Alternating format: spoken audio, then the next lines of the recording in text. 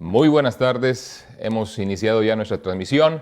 Seguimos adorando a Dios, predicando su palabra y en este caso, siguiendo con nuestras temáticas de estos domingos por la tarde, hemos hablado viviendo en la verdad, viviendo en la palabra. Hoy retomaremos y llegaremos a viviendo en la voluntad de Dios. Pero antes queremos entonar un cántico porque...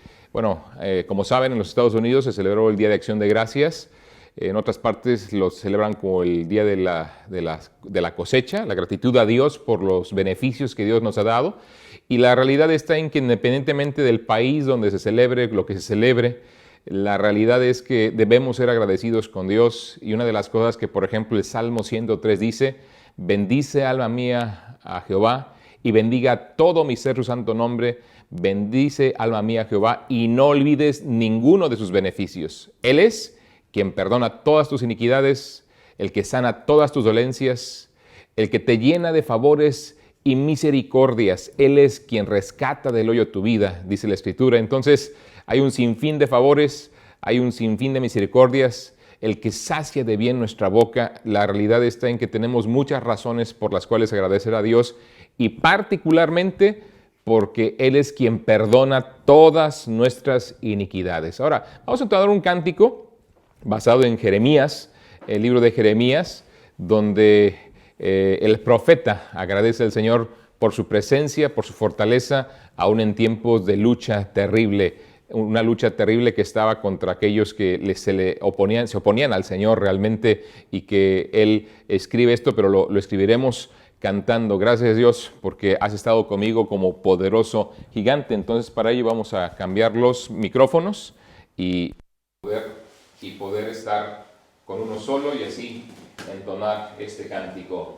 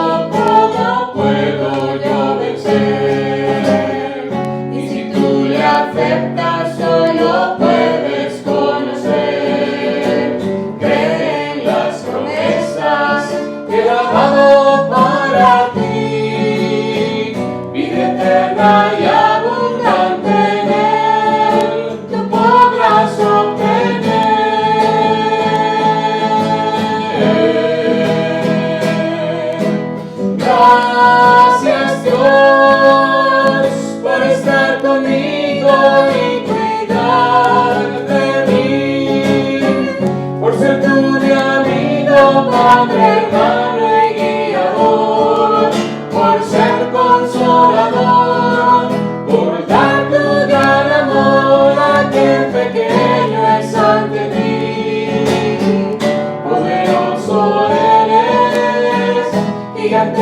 tú eres, lléname de ti.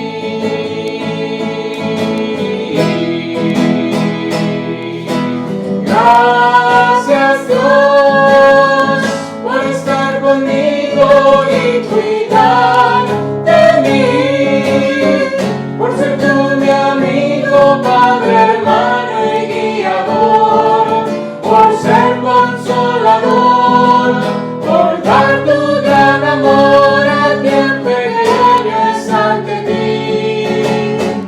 Poderoso eres, gigante tú eres, lléname de ti.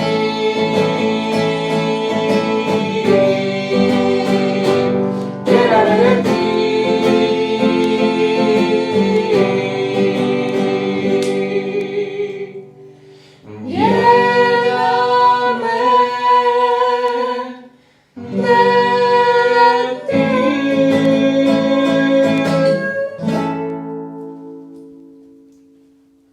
Muy bien. Vamos a cambiar el micrófono, por favor. Le apagamos aquel. Demos este otro y ya estamos en acción. Gracias, desde luego, por estar ahí. Vamos a la primera epístola de Pedro, por favor. Les animo a que tengan un ejemplar de la Biblia en sus manos, de preferencia impreso. Yo sé que con esto de las tecnologías nos estamos haciendo mucho a utilizar pues, los dispositivos móviles como el teléfono, como la tablet o aún el ordenador para leer la escritura y que es muy práctico. Y yo sé que de alguna forma es un vuelco, es un giro que se está dando en la sociedad en general. Pero hay algo de mucho valor de tener la palabra de Dios impresa. Bueno, el primer soporte que Dios usó para comunicar su palabra fueron 2 tablas de piedra que le dijo Dios a Moisés. Bueno, primero él las escribió, él mismo sobre 2 tablas de piedra. Después, al haberlas roto Moisés, por lo que sabemos que aconteció, ahí en el monte Sinaí, el extravío inmediato de Israel, las volvió a escribir, pero ahora Moisés lo hace. Y desde entonces ha cambiado el soporte donde se ha escrito. Lo tremendo de este libro no es el soporte realmente, sino que es la palabra de Dios que vive y permanece para siempre. Pero una de las cosas o ventajas de tener un ejemplar escrito no es el hecho nada más de poderlo ver, acercar. Diría uno, es poco práctico estarlo llevando a todos lados porque, bueno, tiene su tamaño, tiene su peso y que a veces en un dispositivo móvil, pues ahí tienes no uno, sino muchos más libros allá.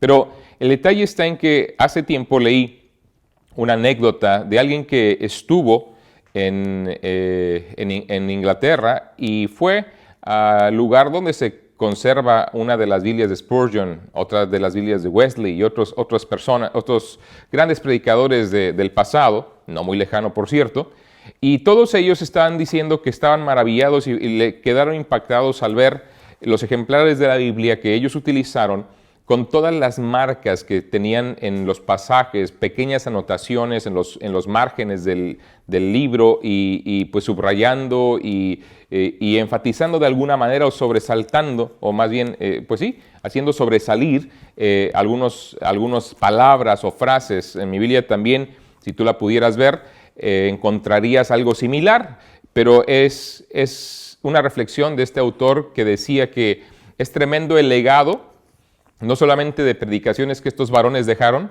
sino que sus hijos, sus nietos y ahora la gente que puede ir y tomar esos ejemplares y verlos y hojearlos, pueden recibir esas impresiones que la Biblia dejó en sus vidas y que ellos subrayaron o marcaron. Es como una herencia adicional que podríamos estar dejando a futuras generaciones si el Señor tarda mucho más en volver. Sabemos y decimos que no creemos que tarde mucho tiempo más en venir, pero la realidad está en que si eso fuera así, si Él tomara más tiempo, pues podríamos estar dejando un legado bonito a nuestra familia y a cualquier otra persona a quien llegase un ejemplar de la Biblia en sus manos. Por ahí dejé una Biblia en la ciudad de Tucson, Veracruz, hace 25 años aproximadamente, cuando instruyendo a un matrimonio joven que habían confiado en el Señor, les presté y todavía tienen prestada esa Biblia, a lo mejor por ahí la tienen, pero que esperemos en Dios que sea de esos ejemplares que sea un legado. Ahora es una Biblia muy especial porque me la regalaron un grupo de misioneros hace como 30 años. Vamos ahí al libro de Primera de Pedro, la primera epístola, el capítulo 4. Y bueno, hagamos un esfuerzo. Yo sé que la tecnología tira, ¿verdad? Y vamos con ella y hay muchas cosas buenas, desde luego que aún para su servidor el tener un ejemplar de la Biblia y muchos libros en los dispositivos me ha servido para ahorrarme mucho peso, ¿verdad? Y aún no tener que llevar muchos ejemplares de diferentes libros cuando tengo que estudiar alguna cosa así. El dispositivo ayuda mucho, pero la realidad está en que si se arruina eso, pues se acaban ahí las cosas y pues ya no podrá funcionar adecuadamente. Pero bueno, vamos a 1 Pedro 4, pues, primera epístola del apóstol Pedro, el capítulo 4, versículo 1 en adelante. Dice la Escritura, ¿estamos bien? Puesto que Cristo ha padecido por nosotros en la carne, vosotros también armaos del mismo pensamiento, pues quien ha padecido en la carne terminó con el pecado, para no vivir el tiempo que resta en la carne conforme a las concupiscencias de los hombres, sino conforme a la voluntad de Dios. Baste ya el tiempo pasado para haber hecho lo que agrada a los gentiles, andando en lascivias, concupiscencias, embriagueces, orgías, disipación y abominables idolatrías.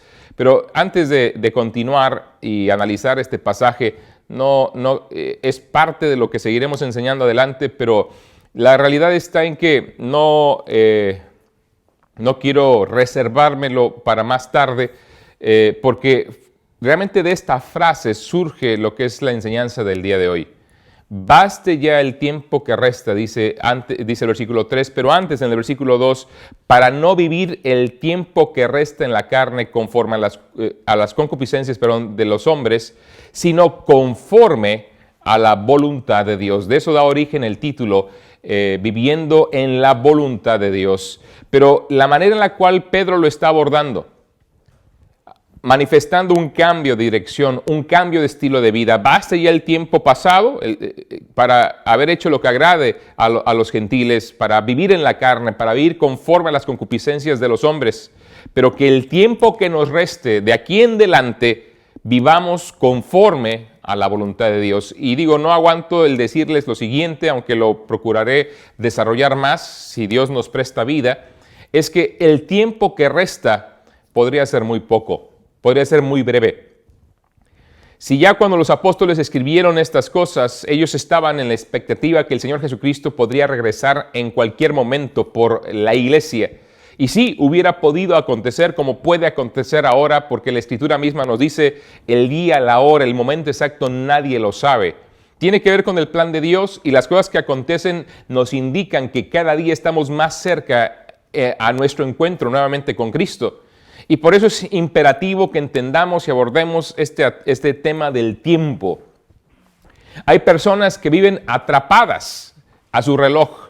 Hay personas que no pueden vivir sin horarios rígidos, ¿verdad? Y la verdad, pues es admirable a veces ver ese tipo de orden porque sí, trae prosperidad, trae eficacia, trae dinamismo a muchas cosas. Pero lamentablemente hay momentos en los cuales la gente se esclaviza al tiempo.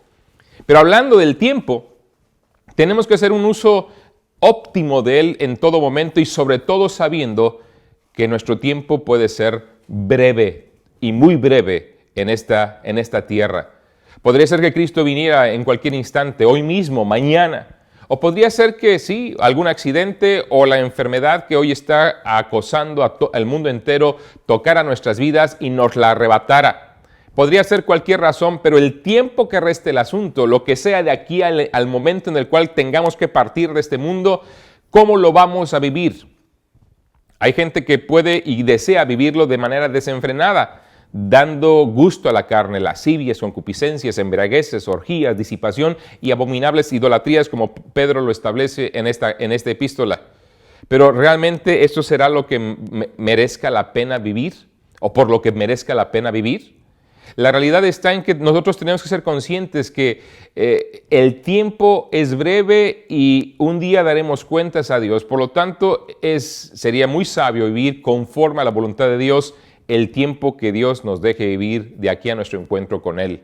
Pedro tenía mucho que decir en cuanto al tiempo y podríamos analizar toda su epístola, la primera epístola de Pedro, y ver que en 1 Pedro 1:5, el 11, el 17, el 20, tan solo en el capítulo 1, 4 ocasiones hace alusión al uso del tiempo. Y solamente para dar un ejemplo y mencionarlo, dice la Escritura ahí en 1 Pedro 1:5, que sois guardados por el poder de Dios mediante la fe para alcanzar la salvación que está preparada para ser manifestada en el tiempo postrero. Versículo 11 de ahí mismo dice, escudriñando qué persona y qué tiempo indicaba el Espíritu de Cristo que estaba en ellos, el cual anunciaba de antemano los sufrimientos de Cristo y las glorias que vendrían tras ellos. Y así podemos ver el 17, y si invocáis por Padre a aquel que sin acepción de personas juzga según la obra de cada uno, conducíos en temor todo el tiempo de vuestra peregrinación. Insisto, Pedro hace un énfasis interesante en torno al tiempo, y aquí en el capítulo 4 lo volvemos a ver una vez más, versículo 2, para no vivir el tiempo que resta en la carne conforme a las concupiscencias de los hombres, sino conforme a la voluntad de Dios. Y la realidad está en que con mucha certeza,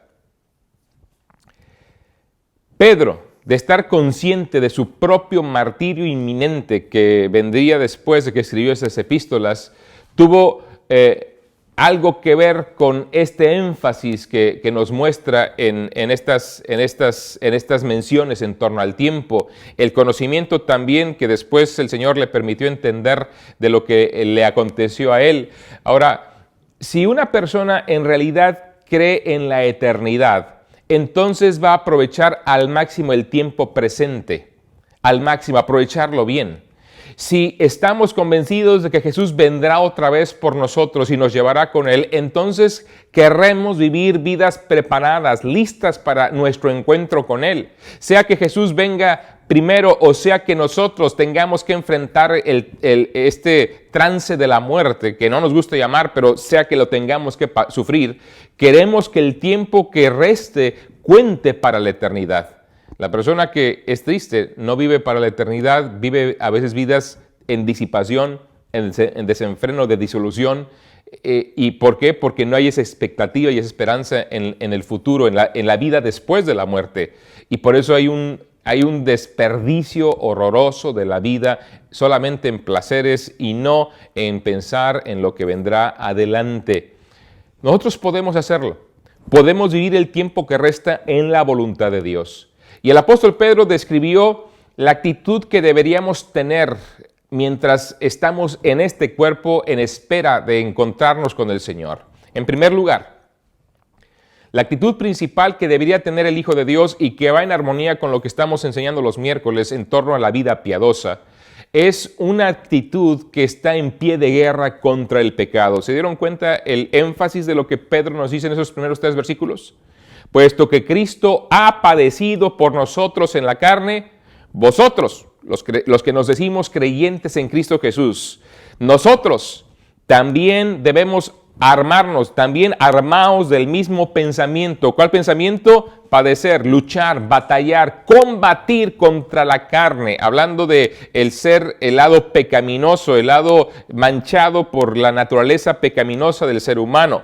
Pues quien ha padecido en la carne terminó con el pecado, el Señor Jesucristo, que vino a sufrir, vino a dar su vida, dar la batalla por nosotros, muriendo en la cruz del Calvario, para no vivir el tiempo que resta en la carne, viviendo conforme a las concupiscencias, entiéndase, el deseo de hacer las cosas que están mal, las cosas que desagradan a Dios, las cosas que deshonran a Dios. En concupiscencias de los hombres, dice, sino conforme a la voluntad de Dios. Baste ya el tiempo pasado para haber hecho lo que agrada a los gentiles, andando en lascivias, concupiscencias, embriagueces, orgías, disipación y abominables idolatrías. Este es el cuadro de una persona que está en pie de guerra.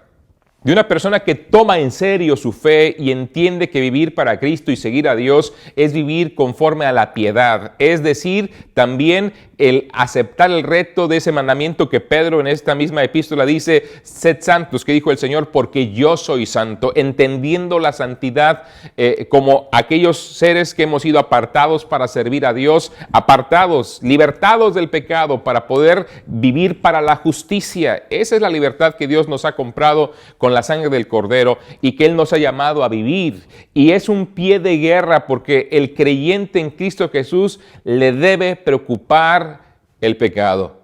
No tendríamos que estar dando concesiones con el pecado en nuestra vida personal y ni tampoco tolerándolo y promoviéndolo en nuestro entorno o siendo indiferentes al avance de la maldad en nuestro entorno. Tendríamos que estar más bien en pie de guerra contra la maldad.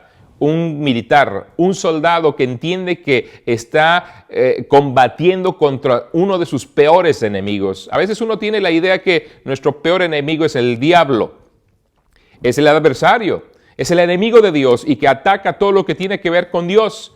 Pero, y tenemos que darnos cuenta que hay un enemigo más fuerte en nuestro propio ser y que nos acompaña a todos lados. El diablo no es omnipresente. Él no puede estar en todos los lugares. Él no está, ni sus secuaces, los ángeles caídos, los demonios, no están en todos lados. Pero hay alguien que sí está en todas partes, contigo, tu carne, tu naturaleza pecaminosa, aquella con la cual estamos luchando y batallando y que en cualquier rincón del planeta donde estés, ahí está contigo. Y que tenemos que estar en pie de guerra. ¿Por qué? Porque es peligrosa, porque es sutil, porque como con las ranas, el sapo, ¿verdad? Que paulatinamente dicen que los van cocinando, está vivo el animal, lo ponen en una olla y le van subiendo paulatinamente la temperatura y el sapo se va acostumbrando a ella y queda ahí, ¿verdad? Plácidamente hasta que finalmente es cocinado al ir subiendo y no detectar ese cambio inmediato de temperatura, pero ya cuando se da cuenta es demasiado tarde y es hervido en el agua. ¿Sabes? Así nosotros, la realidad no nos toma mucho tiempo para acostumbrarnos a la oscuridad. ¿Has entrado a un cuarto oscuro alguna vez? De repente venimos de un lugar muy luminoso y entramos de repente a un lugar oscuro y no podemos ver nada, pero cerramos tal vez los ojos y los abrimos y paulatinamente nuestros ojos van identificando las luces que sí hay, porque no hay una oscuridad total, absoluta, y esas pequeñas luces ya nos permiten tomar puntos de referencia y acostumbrarnos y empezar a poder movernos con cierta normalidad. Hermanos, es muy fácil acostumbrarse a la oscuridad. Por eso una de las cosas con las cuales batallamos es a veces con los estilos y las situaciones que se viven en ciertas iglesias donde nos estamos acostumbrando a la impiedad, a la impureza, a la falta de decoro, a la falta de pudor. ¿Por qué? Porque en el mundo en general se vive sin esas cosas y por lo tanto, o con esas cosas, ¿verdad? Esas situaciones pecaminosas, y al estar tan llenos de ellas en nuestro entorno nos vamos acostumbrando. Es fácil adaptarse, acostumbrarse a la oscuridad. Y no olvides, Pablo lo decía a los filipenses, que nosotros debemos de brillar como luminares en el mundo en medio de una generación maligna y perversa, en plena oscuridad. Pero el peligro es que es fácil adaptarse a la oscuridad, es fácil quedarnos plácidamente ahí en nuestro lugar, con el calorcito que viene subiendo y al tiempo, si no nos damos cuenta, ese calor sube y nos consume por completo. La realidad está en que es fácil acostumbrarnos al pecado, porque esta carne lo quiere, porque esta carne le gusta. Hermanos, escúchenme muy bien y no se espanten de lo que estoy diciendo. Sí, a ti, a mí nos gusta pecar. La realidad, esta carne lo desea, por eso tienes que estar en guerra contra esta carne y entender lo que Pedro nos está enseñando. Puesto que Cristo ha padecido por nosotros en la carne, vosotros también armaos del mismo pensamiento, la misma actitud. Hay que padecer, hay que luchar contra nuestra propia carne. ¿Cómo podemos oponernos? ¿Cómo podemos luchar contra la carne? Primero que nada, piensa en lo que el pecado hizo al Señor Jesucristo. Piensa en eso. Tuvo Él que padecer por causa del pecado. Mismo 1 de Pedro, el capítulo 2, dice el apóstol, recordándonos esta realidad.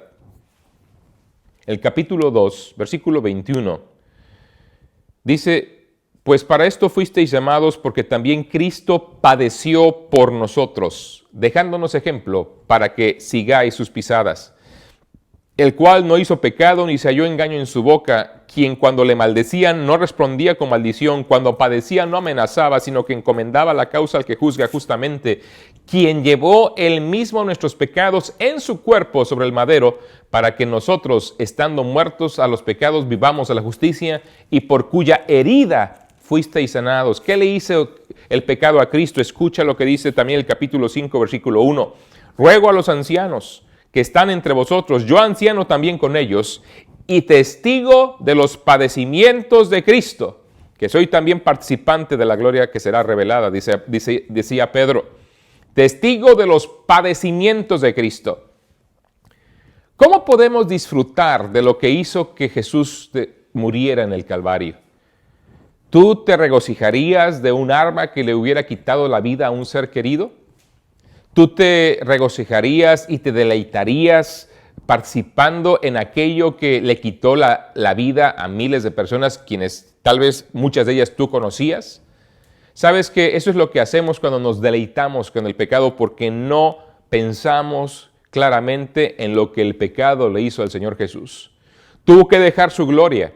Tuvo que dejar la perfección en la cual estaba envuelto para vestirse en un traje humano, para poder ofrendar su vida y para poder sufrir, para poder recibir el rechazo primero, las maldiciones, los golpes, los escupitajos, el sufrir físicamente de una manera que de verdad es tremendo. Cuando uno estudia los padecimientos físicos de la perspectiva clínica que padeció el Señor Jesucristo desde la noche que fue puesto bajo las autoridades del templo y luego bajo los romanos para después ser crucificado al día siguiente, es impresionante el dolor. El doctor Setruman Davis hace una descripción de ello y hay algo de ello descrito en el libro El factor de la resurrección de Josh McDowell, donde puedes tú darte cuenta esos sufrimientos terribles que el Señor Jesucristo padeció desde una perspectiva clínica, sabiendo cómo los nervios, cómo la piel fue literalmente desgajada de su cuerpo para cuando fue tan solo sometido al gato romano.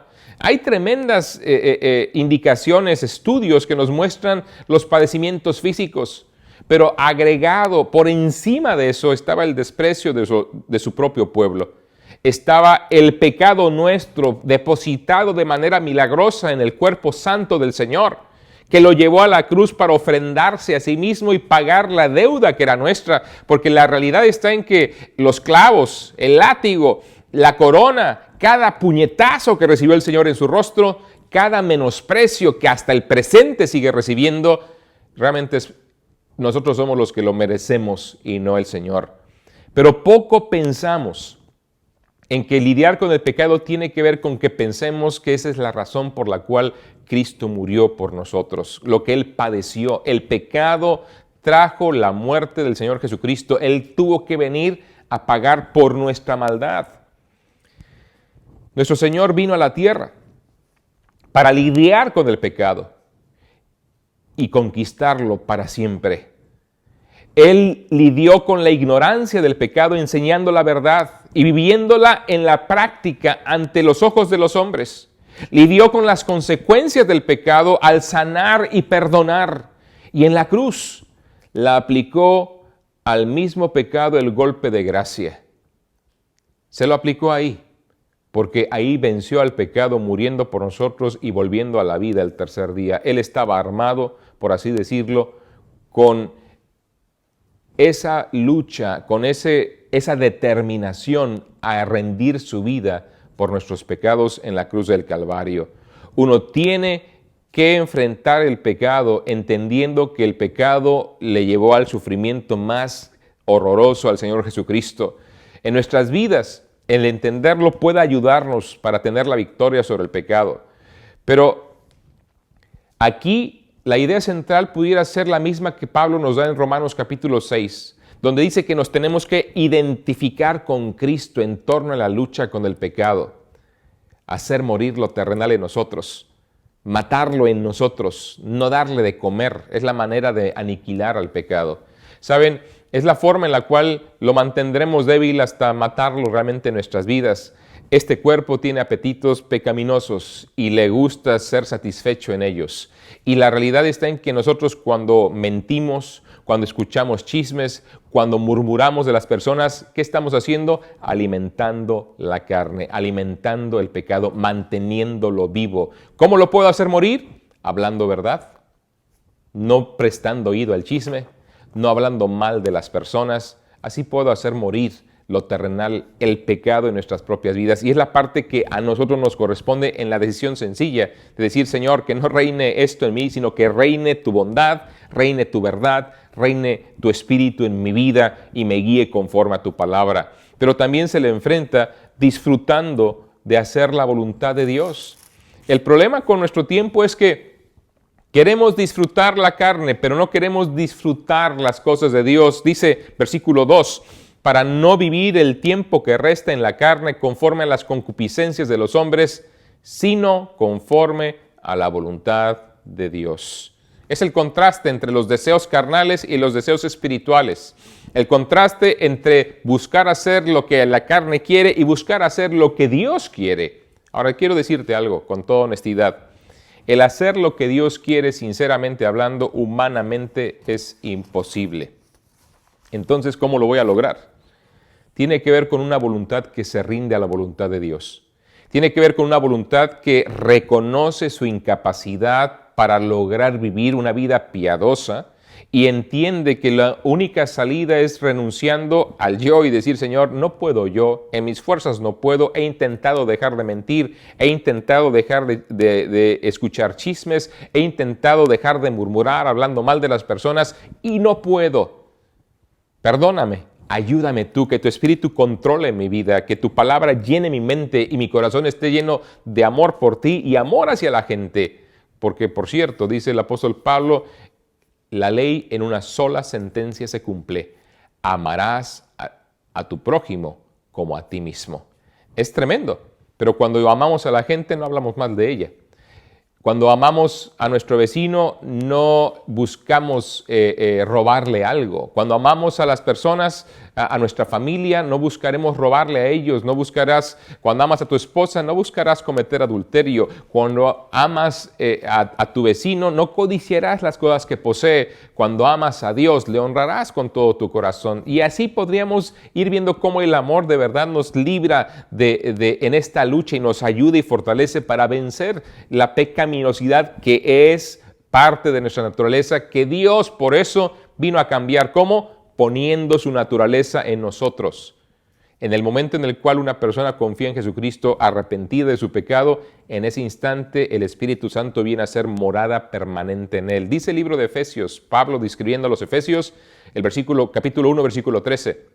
En él, en el Jesucristo, también vosotros, habiendo oído la palabra de verdad, el evangelio de vuestra salvación y habiendo creído en él, fuisteis sellados con el Espíritu Santo de la promesa. La Escritura nos cita en varias ocasiones que el Espíritu Santo mora permanentemente en el creyente verdadero en Cristo Jesús. Y Él es Dios en nuestra propia carne, aquí en el cuerpo que es ahora su templo, su naturaleza, Él mismo en nosotros, capacitándonos para vivir esa vida que batalla, que lucha contra el pecado y que nos da la victoria cuando hacemos morir lo terrenal y nos ponemos en el altar y dejamos que Él pelee la batalla por nosotros. La voluntad de Dios no es una carga. No es una carga que Dios te ha impuesto a ti, creyente en Cristo Jesús.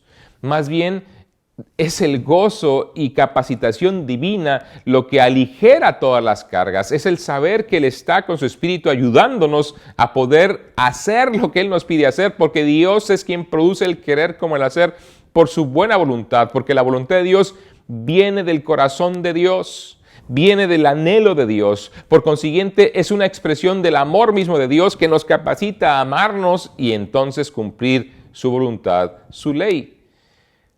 Tal vez no siempre entendamos lo que Él esté haciendo, pero sí sabemos que lo que Él hace siempre es mejor para nosotros. No vivimos por explicaciones, vivimos por las promesas de Dios que están ahí para fortalecernos y ayudarnos a seguir adelante aún en situaciones complicadas. Pero ¿cómo también puedo batallar, o más bien luchar contra la carne y vencer? Recordando lo que antes éramos sin Cristo, antes de conocerlo. Dice el versículo 3, baste ya el tiempo pasado para haber hecho lo que agrada a los gentiles. Y miren, aquí está una pequeña lista. Andando en lascivias, concupiscencias, embriagueces, orgías, disipación y abominables idolatrías. Que ya lo que hicimos en el pasado, ese es un ejemplo. Tal vez dices tú, bueno, ninguna de esas aplica. Bueno, a lo mejor si analizas y entendemos claramente qué significa cada una de ellas, te darás cuenta que sí, algunas hemos estado ahí. Y esta es una lista no exhaustiva. Hay otras más exhaustivas en la Escritura. Pero en este instante, esto nos deja, el enfoque es el siguiente. Baste ya el tiempo pasado para haber hecho lo que agrada a la sociedad. Los gentiles, la gente sin Dios, es la manera en que el judío se refería de las personas no creyentes y que después lo siguieron usando los apóstoles, no refiriéndose al término judaísmo o no judaísmo, sino más bien creyente en Jesucristo o no creyente. Y ellos tenían el concepto del gentil como el pagano, la persona que no cree en Dios, la persona que no toma en cuenta a Dios, la persona impía. Baste ya el tiempo pasado, antes de conocer a Cristo, para haber hecho las cosas que tú y yo sabemos que hacíamos. No tenemos que volver a ellas, no tenemos que volver a esclavizarnos a ellas, no tenemos que volver a servirles, a servir a esas cosas. Tenemos que entendamos que el Señor nos ha libertado para servirlo a Él. Hay ocasiones en que mirar la vida pasada puede llegar a ser un error, porque Satanás puede usar nuestros recuerdos para desalentarnos de lo que éramos. Pero la realidad está en que cuando ves las cosas desde otra perspectiva, entendiendo que Dios me rescató de eso, no hay razón para desalentarme porque de eso me libró el Señor. Ya no soy aquello, ya no soy el ladrón, ya no soy el borracho, ya no soy el drogadicto, ya no soy aquel que vivía sin tomar en cuenta a Dios. Y ahora Dios es parte de mi vida. Y ahora Dios es aquel que está dirigiendo mi existencia y de quien yo dependo. Dios instó a la nación de Israel a recordar que en un tiempo fueron esclavos en Egipto y lo hizo estableciendo la Pascua, que también al mismo tiempo prefiguraba lo que vendría a ser nuestra Pascua, Jesucristo ofrendando su vida como el cordero inmolado. El cordero que era ofrendado en sacrificio y cuya sangre se aplicaba en el dintel superior de la puerta y en los postes laterales. Así el ángel pasaba y no mataba a los primogénitos de aquella casa en Egipto para después. Era la Pascua, era el pasar por encima y siendo protegidos por la sangre del cordero. Ahora nuestro cordero, el cordero de Dios, ha derramado su sangre. Ya está derramada. El asunto es ahora que la apliques a tu vida y que creas que ese sacrificio es suficiente para darte el perdón y salvación. Hay que recordar lo que éramos antes de que Cristo muriera, que nosotros conociéramos a Cristo o que aplicáramos esa sangre a nuestra vida para que viniera perdón y salvación en nuestra existencia. Pablo recordaba que había sido él perseguidor de los creyentes. Él decía que, es más, no merecía ser lo que era porque había perseguido a la iglesia del Señor. Pero el recordarlo le animaba a hacer aún más por Cristo, más para Él, sabiendo que había sido perseguidor, homicida inclusive, que estorbó el camino del Señor, pero Él dice, lo hacía por ignorancia, no sabía la verdad. Y a lo mejor tú hoy vives y sirves otras cosas porque estás ignorando esta realidad en tu vida, la realidad de que Cristo murió para salvarte. Lo que agrada a los gentiles. Quiere decir lo que agrada a un mundo que no ha sido salvado por el Señor. Lo que agrada a un mundo que está en tinieblas. Dice 1 de Pedro 2, 11 y 12, amados, yo os ruego como a extranjeros y peregrinos, que os abstengáis de los deseos carnales que batallan contra el alma. Retomando la misma idea, fíjense, versículo 12. Manteniendo buena vuestra manera de vivir entre los gentiles, para que en lo que murmuran de vosotros como de malhechores, glorifiquen a Dios en el día de la visitación al considerar vuestras buenas obras. Recordemos de dónde nos rescató el Señor. Recordemos que este tipo de cosas, este tipo de actitudes y de desenfrenos fueron las cosas por las cuales Cristo murió, lo que lo clavó en la cruz. Si amas al Señor, deberíamos de despreciar, aborrecer aquello que lo puso en aquella cruz. Nosotros tal vez no seamos culpables de los pecados específicos tan grotescos que en nuestros días, o aunque en la Biblia se describen antes de que conociéramos del Señor. Pero con todo éramos pecadores igualmente condenados al infierno, porque el pecado, aunque nosotros lo podemos ver grotesco en algunos casos y permisible en otros, para Dios aún el pecado permisible o que decimos nosotros que no es tan grave, para Él es suficiente para condenarnos. Para Él es tan abominable como aquello que se nos hace a nosotros grotesco. Todos ellos contribuyeron para la crucifixión de Cristo. Y qué insensato es volver a esa clase de vida donde no teníamos en cuenta a Jesucristo. Estoy viendo la hora y me queda muy poquito tiempo y no sé si voy a poder abordar lo siguiente como quisiera.